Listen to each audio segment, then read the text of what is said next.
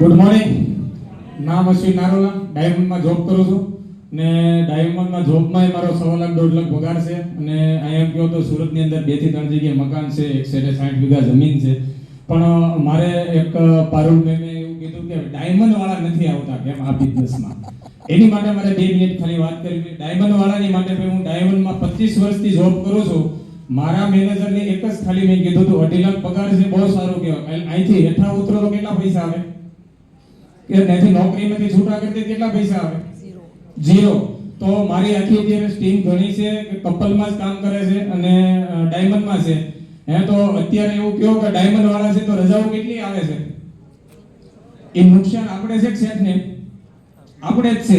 તો આપણે છે તો એની માટે એવી વેસ્ટેજ બિઝનેસમાં એવું કહો કે મેં આજથી 4 વર્ષ પહેલા કામ ચાલુ કર્યું હતું, 108 રૂપિયા છે કયો, પણ ડાયમંડમાં જો ડાયમંડમાં હોત તો અત્યારે લાખ રૂપિયાની હાઈ સેટ મારો લાખ રૂપિયાનો આવે છે તો એ લાખ રૂપિયાની ઇન્કમ આવતી ન હોત.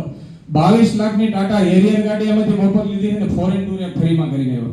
જો આ બધું ડાયમંડ વાળાને ખાસ જોતું હોય તો બેસ્ટ પ્લેટફોર્મ છે અને બેસ્ટ આપણો બિઝનેસ એવો છે કરવાનો જ કેવો પાર્ટ ટાઈમ, ફૂલ ટાઈમ નથી. હું ડાયમંડમાં છું, હું એક રજાઈ નથી પાડતો. હું સાંજે ખાલી કામ કરું. બધાની માટે 30 દિવસ દીધા છે એક મહિનાના, તો 30 દિવસના સાંજે 1 કલાક કરશું તો કેટલી કલાક થાય? 30 કલાક. દિવસ કેટલા થયા? 3 દિવસ. શું કરવા કે 3 દિવસ કે આપણે 10 કલાક કામે જઈએ છીએ ડાયમંડમાં અને 30 દિવસ જઈએ છીએ ત્યારે છેલ્લા હીરો અને છેલ્લો દિવસ તેથી નક્કી થાય કે મારે કેટલો પગાર આવશે. અમારા પિન્ટુ બેન છે ને, એ મારા ગુરુના મતલબ એના હસબન્ડ છે, મારા ગુરુ જ છે ડાયમંડના એસઆરકે ની અંદર. અમે સાથે જ બે આમાં જ બેવી છે. પણ આ બિઝનેસ કરવાથી હું ફાયદો છે એ જ ખબર પડવી જોઈએ ખાસ કે ભાઈ ઓલા પણ પૈસા લાખ રૂપિયા આવે છે, જેથી ત્યાં લાખ નહીં આવે ને તેથી અહીંયા લાખ ને 2 લાખ આવશે 1 કલાકના. લેવા છે તો એક ડાયમંડ વાળા જાગૃત થાઓ અને ડાયમંડ વાળા આવો બહાર. જે 25-30 હજારની નોકરી હવે છોડો અને ડાયમંડ ની અંદર નવી સિસ્ટમ આવશે કે પેલા મેન્યુઅલ સાઈન હતી, પછી એવી ગેલેક્સી એવી ને હવે અત્યારે એવી કે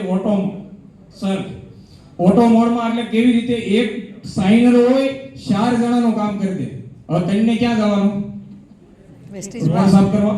વેસ્ટેજમાં તો બેસ્ટ પ્લેટફોર્મ છે, કરો ડાયમંડ વાળા. ખાસ મારી એક રિક્વેસ્ટ છે. Okay, thank you. Wish you